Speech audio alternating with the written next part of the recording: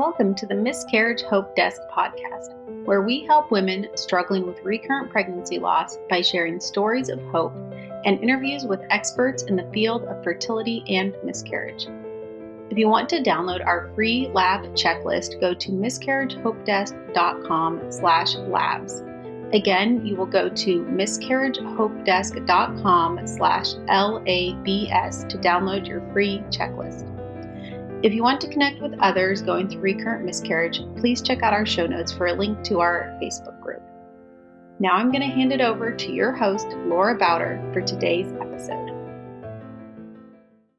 Welcome back to the Miscarriage Hope Desk Podcast. Today I have MacKenzie Purdy with me, and MacKenzie works for joyous Fertility Institute, and I'm really excited to have her on today to share her expertise with us. She cares for patients in all aspects of reproductive medicine, and she has specialties in pre-implantation genetic testing, carrier screening, and recurrent pregnancy loss. So MacKenzie, Dr. Purdy, thank you so much for being here. Thank you so much for having me. This is such an important topic to discuss. And so I'm just really thankful to have these platforms and to have you guys that are getting the message out. So, we can talk through these things and talk about what's important for patients that are having to go through this. So thank you so much for having me here. Absolutely. Yeah, we really appreciate having people who are willing to come on and share their expertise with us. So I would love to have you just tell us a little bit more about you and your background and what led you into this particular area of specialization. Yeah, so I'm a reproductive provider, and I know a lot of people that are following podcasts and are, have a focus in miscarriage. A lot of times have maybe seen their OB, and some women have gone on to see a reproductive specialist.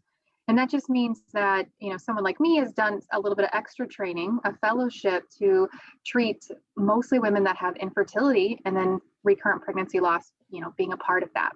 So I currently work at the joyous Fertility Institute, and it's localized in Chicago and St. Louis, and I'm mostly down in the St. Louis region. And my practice is, based with a lot of women that have significant infertility problems, but not just that. Some women do get pregnant and then unfortunately suffer from recurrent pregnancy loss. And I'm really thankful that we've been able to start an excellence program here at joyous, and I've been able to be one of the co-directors for it. And the goal of this is to basically have an excellence program to where we can reach out to women that are suffering from pregnancy loss and customize a plan, get a good evaluation, and then make a treatment that is very individualized for the person that's been, suffering through these losses. And a lot of the things that aren't addressed is the emotional impact and, the weight that people carry with them alone.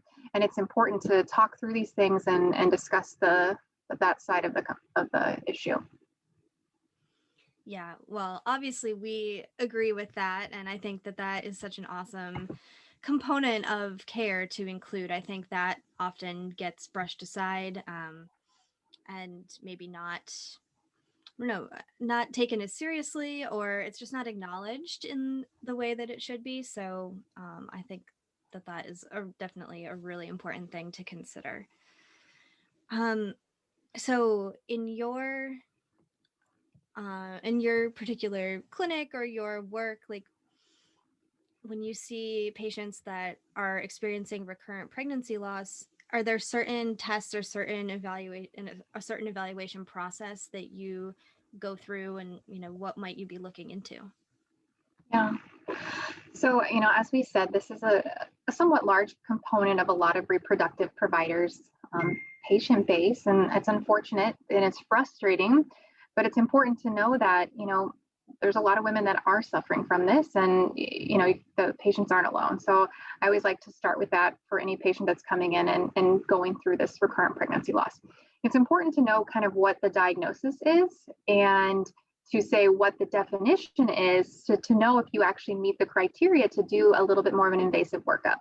But it's important also to recognize, though, that even if you don't meet the strict definition for recurrent pregnancy loss, there are still reasons to potentially look into evaluation and what treatments should be done.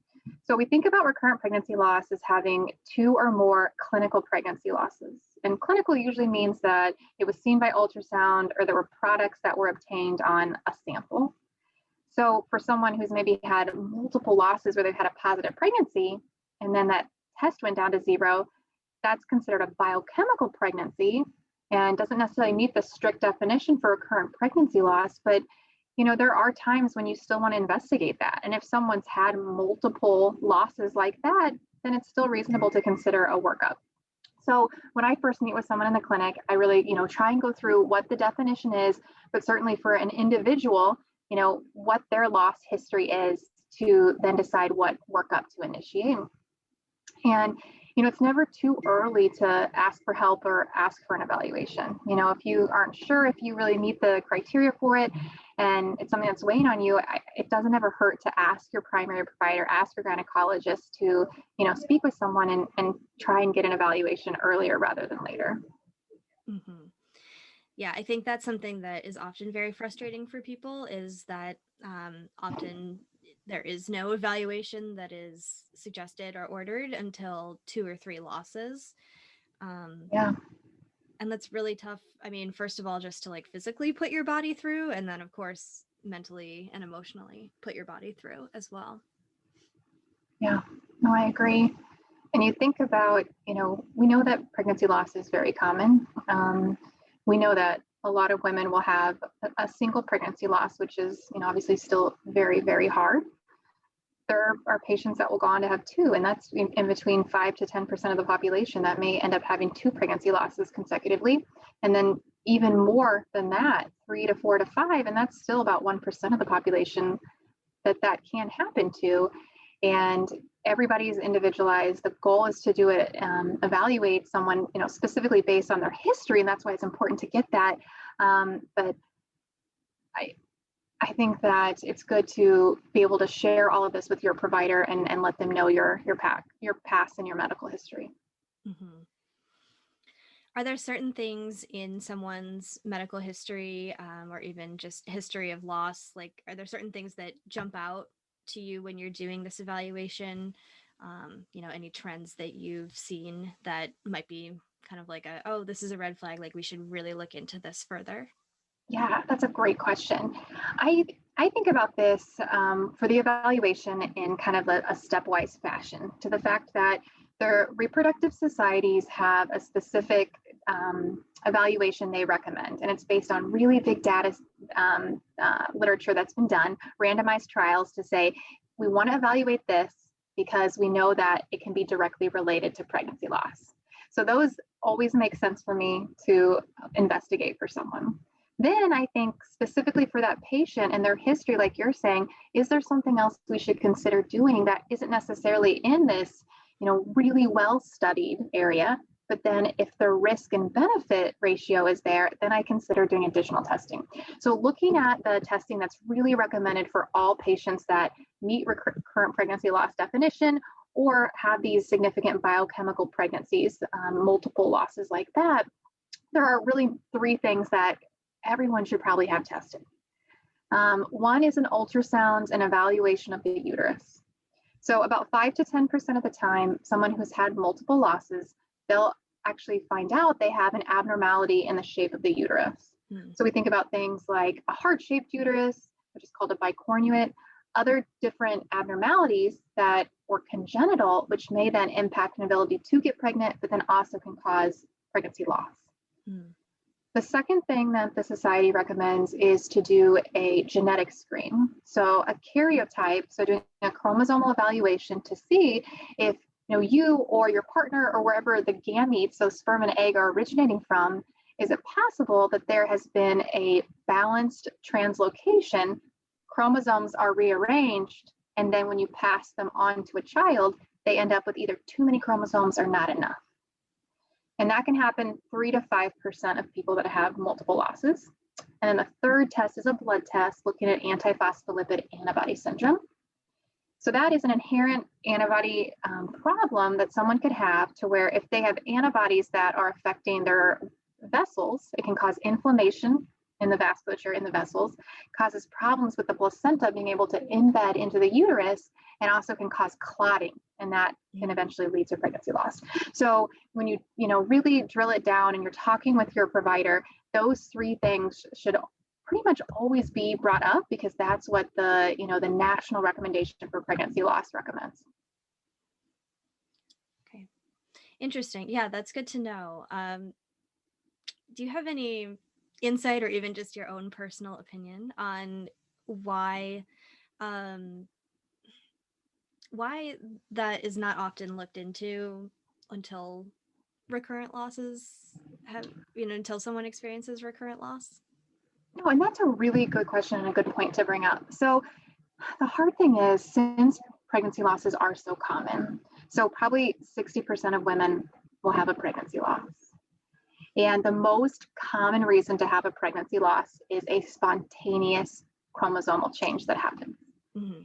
So we know as women age, and we always pick on women because we know that as we age, our egg numbers go down, but our quality of the eggs decline too.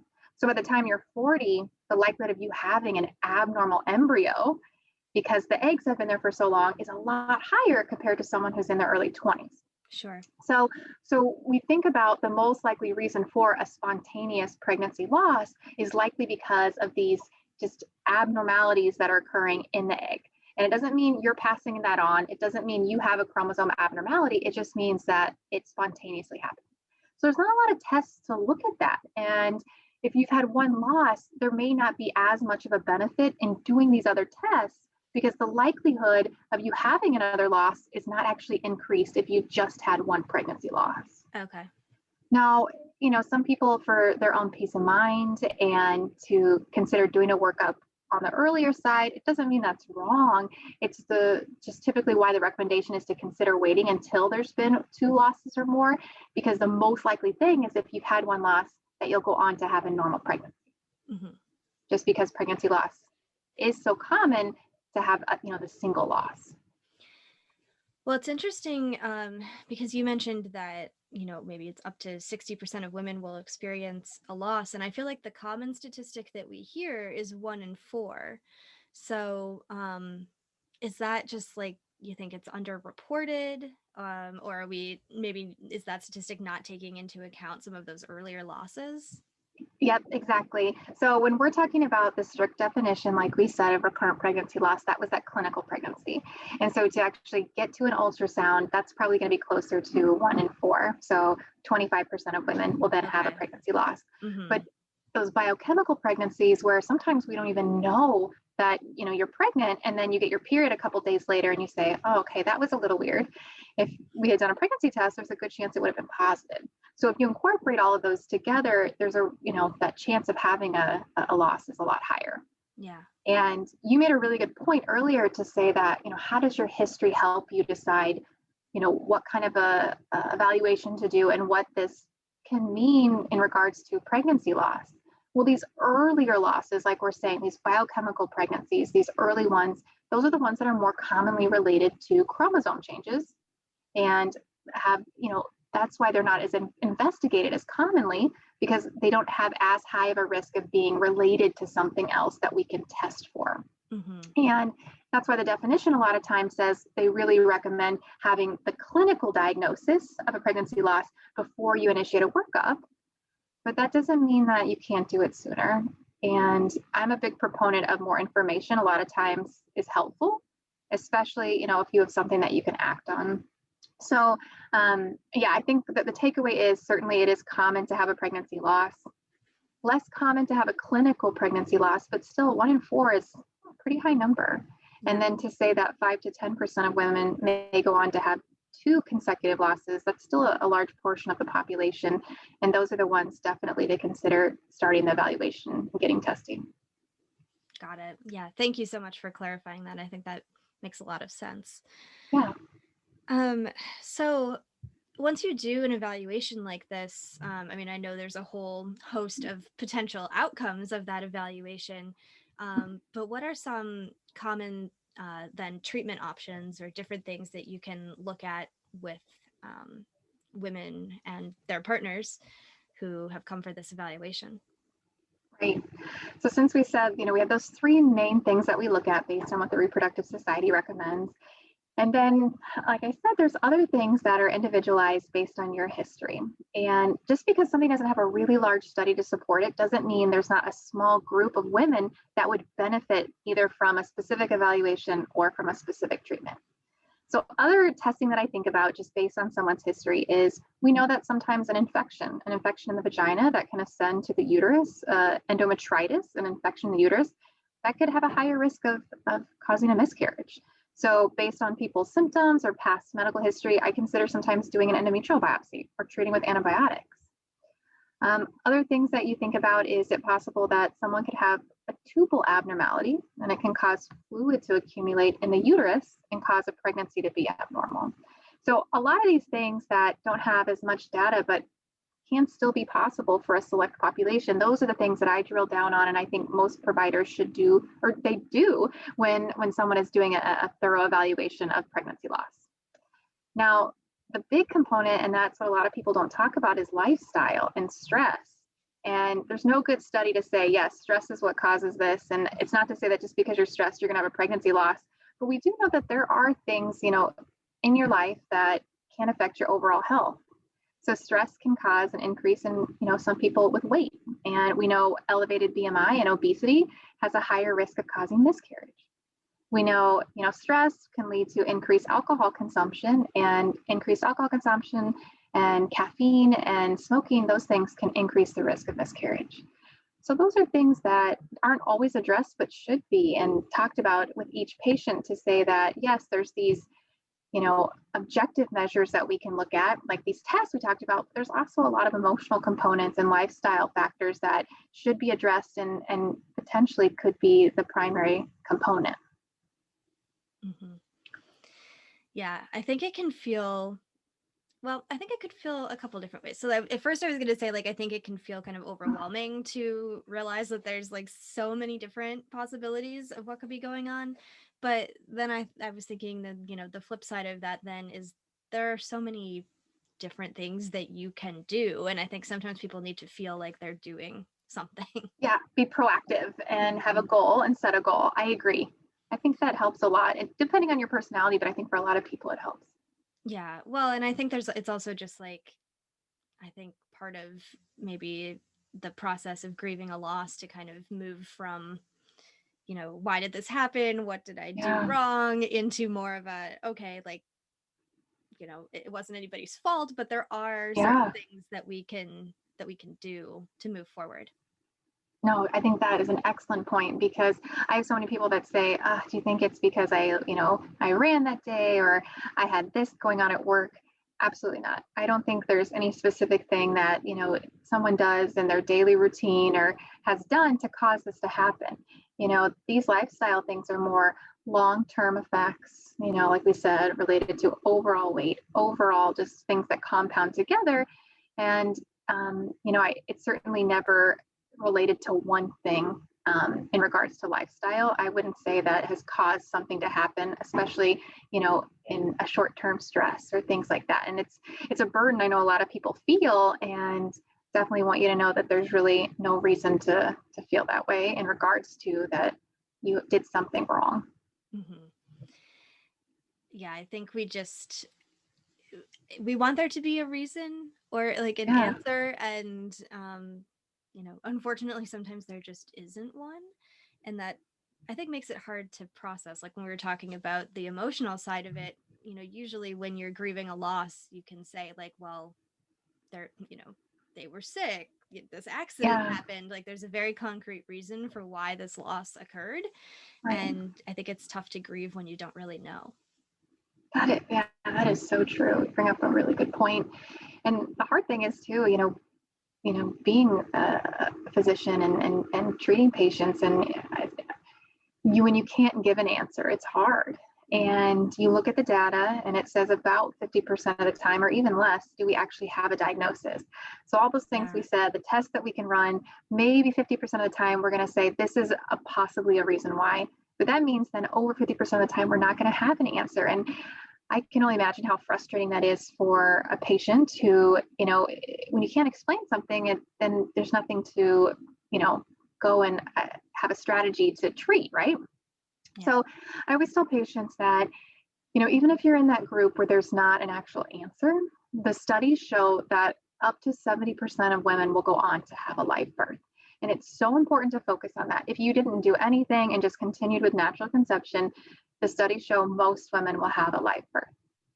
It doesn't mean you shouldn't have an investigation, because certainly if you fall into that category where we have something and we have a diagnosis, we want to treat that because that's just going to improve outcomes. But it does mean that if something isn't discovered, the success rates are still very high. And it's really important to know that. Mm-hmm. Well, I think that's reassuring. And I think then that goes back to the stress piece too, because if you focus too much on what could happen, like, could it happen again? This is really, or like, they didn't find an answer, so I still don't know. Right. Like, focusing on that stress, it's really tough to not do that, but it's also Of course. then not helpful for your goal there. So. Right. I would definitely, and I can never say not to worry, because I understand, right? You tell someone and it's like, no, of course I'm going to stress about it, but it is good to know some of these statistics and know that even if you fall into this category of unexplained, there's still a really good prognosis. Mm-hmm. And then, it's interesting too. So there are certain things that you can do if you have this history of recurrent pregnancy loss to increase your outcomes, even if you don't meet any of these diagnoses. So things that we look at and have been talked about for a long time is something like progesterone supplementation. Mm-hmm. And recently, in the last couple of years, there's been a pretty good study that came out to say that women that have recurrent pregnancy loss, if they start progesterone after ovulation, they had a higher chance of carrying a pregnancy. So for me, there's not really a risk with having extra progesterone. And I think, there's data to say that there is enough of a benefit. So for all of my patients, even if we don't find a diagnosis, I start them on progesterone after ovulation. So there are certain things that even if you say, they're not going to find anything, there's not anything we can do. Really, there are things that, studies support starting even without a diagnosis. So it's important to talk with your provider, because there are options like that. Yeah.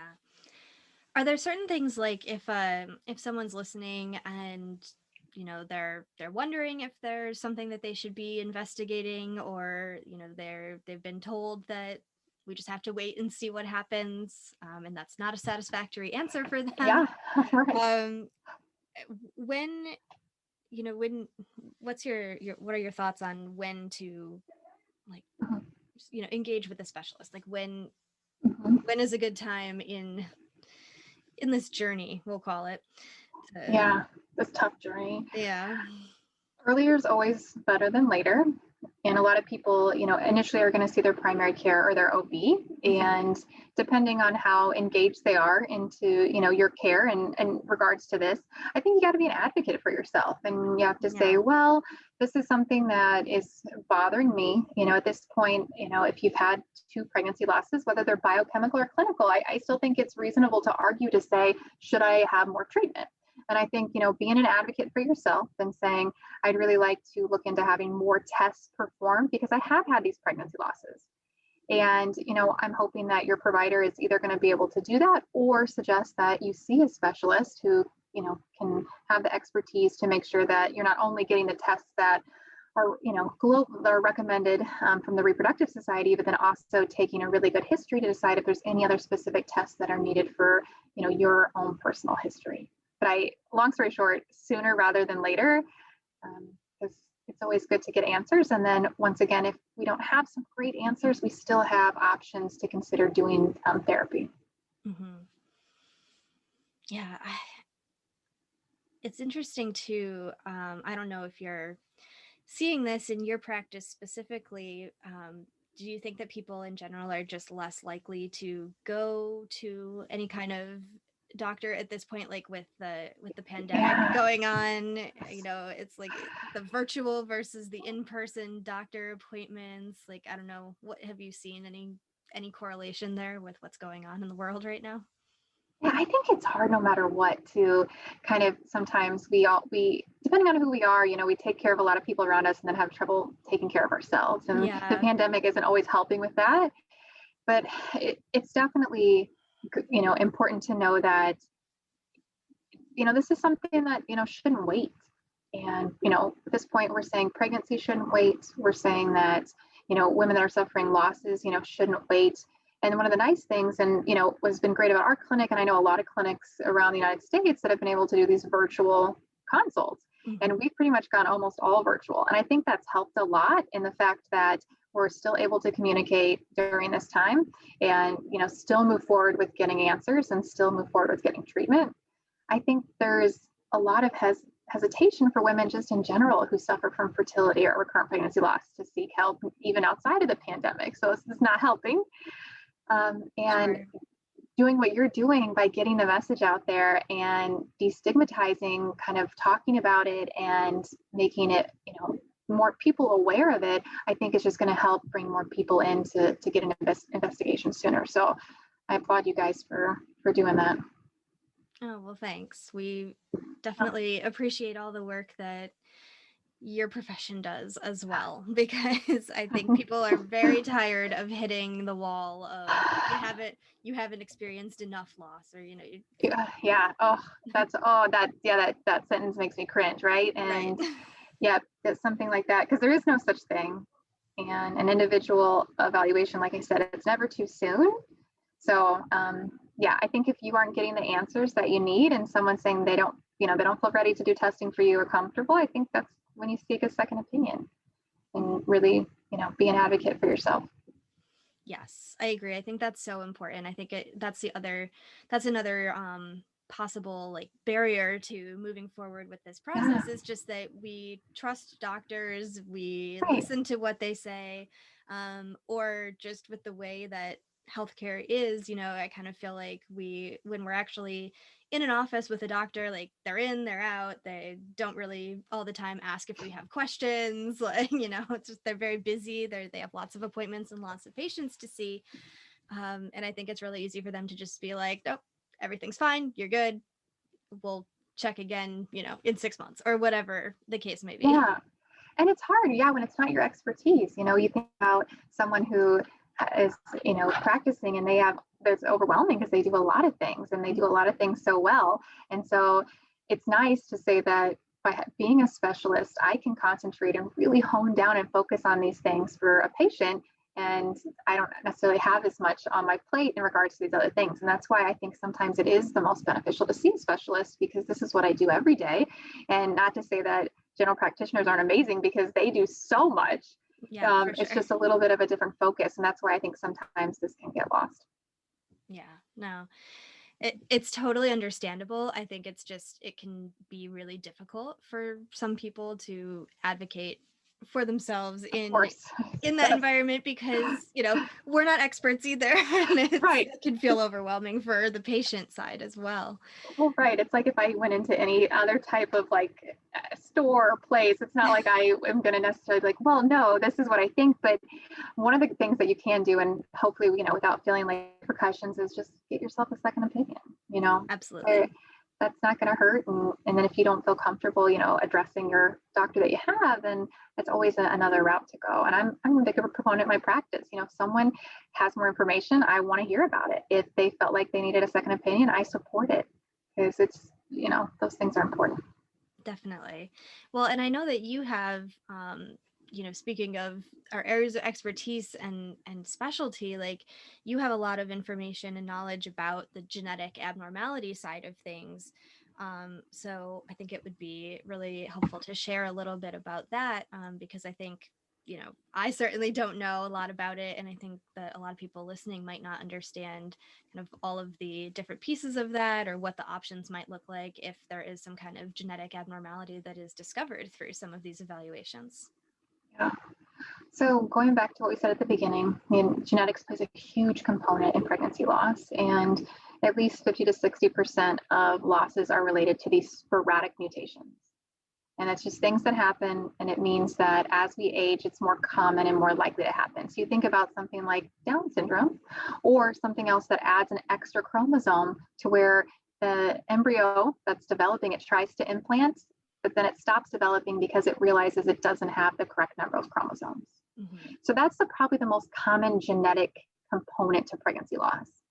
And the tough thing is, this is something that happens sporadically. And even though it increases with age, there's not really a test to look to see if you're at higher risk of this. You can usually just assume based on your age, that's where your risk lies. So early 20s, that risk of having that sporadic pregnancy loss is probably only 15 to 20% from a chromosome abnormality. Once you get to 40, there's probably a 60% chance that you could have a pregnancy loss, and it's because of that sporadic abnormality. Okay, these are clinical pregnancy losses. So a lot of it is tied to your age in regards to genetics. But looking at genetic testing, if you do have a history of recurrent pregnancy loss, the most common genetic test that is going to be recommended is that karyotype. And it's that chromosomal evaluation to look at, both representations for, the origin of sperm and egg, to look to see if there is an inheritance if someone's passing on that abnormal number of chromosomes. So that's a really important test. And let's say you get that back and it says that you do have a chromosome that's been switched on itself, a balanced translocation. Then you say, well, gosh, what do I do with that?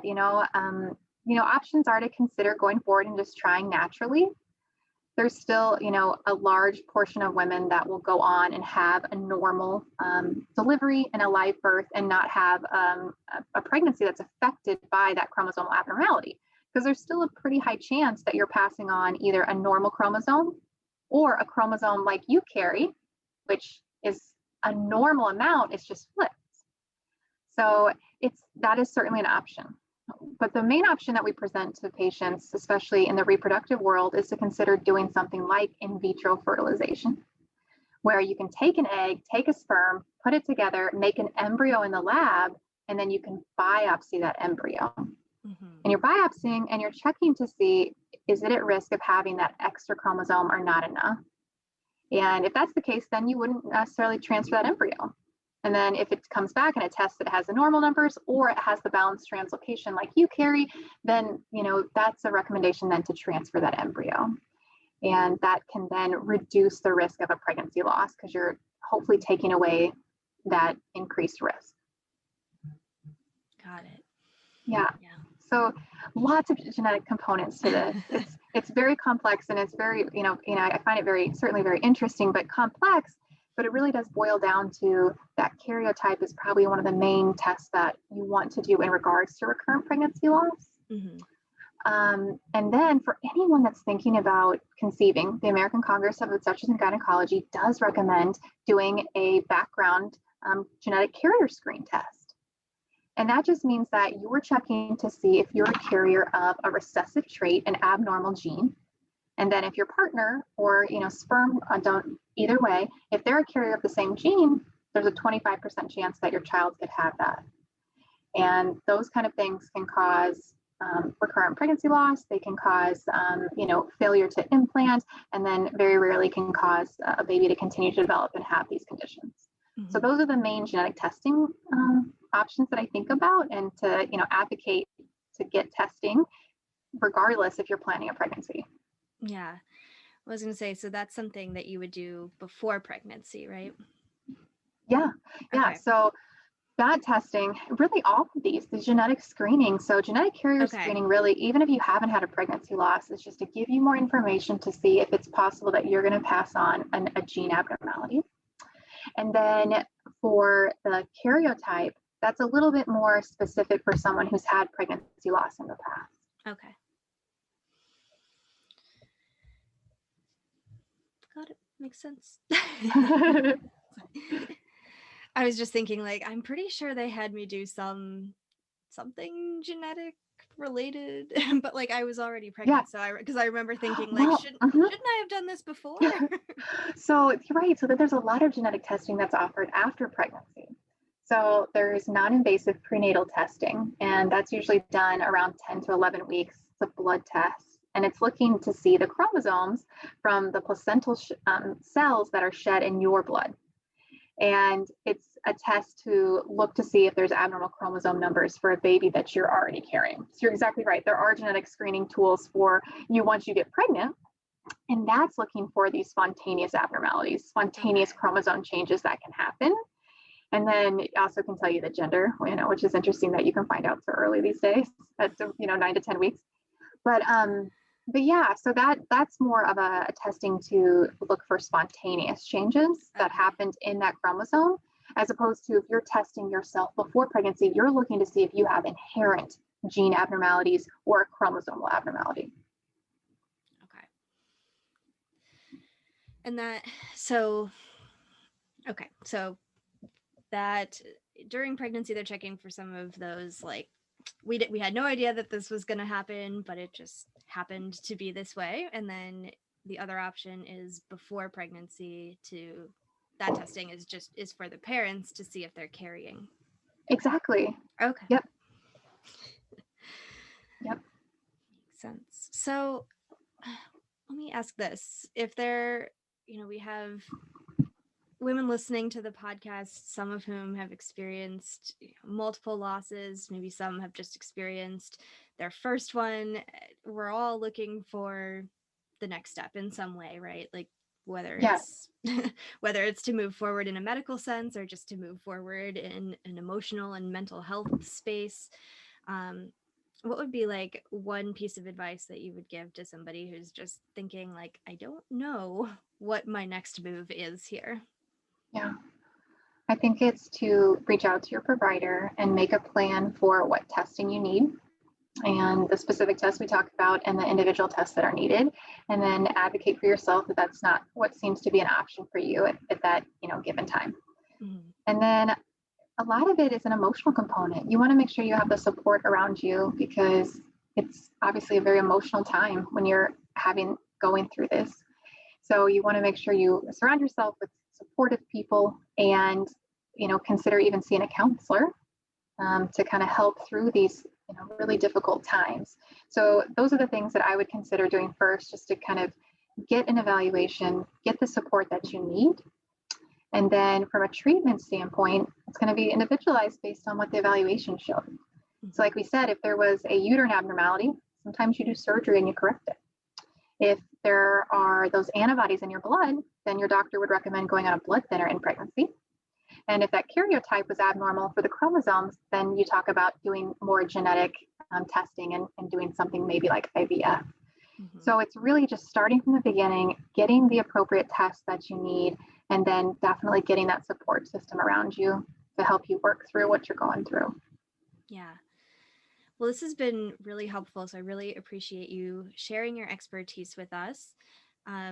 Where can the listeners connect with you online if they want some more information?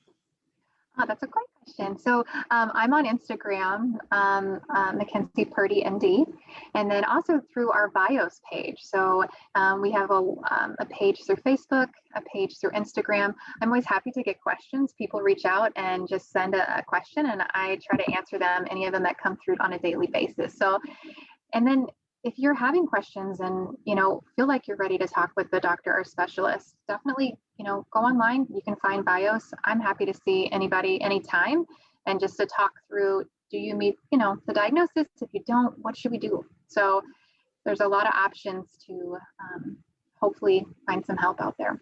Yeah. Well, those will be linked in the show notes. And thank you so much again for coming on and sharing this information with us today. Thank you. I really appreciate it. Thank you for joining us today. And don't forget to check out our show notes for details on joining our Facebook group and for following along on Instagram. If you would like a free recurrent pregnancy loss lab checklist, go to miscarriagehopedesk.com/labs. Again, that's miscarriagehopedesk.com/LABS to get your free downloadable checklist. And for even more resources, visit the Miscarriage Hope Desk website, where we have stories of hope plus an entire library of evidence-based research articles related to fertility and miscarriage. If you enjoyed this episode, I would so appreciate it if you rate, reviewed, and subscribed to the Miscarriage Hope Desk podcast. Your ratings and reviews will help others to find us.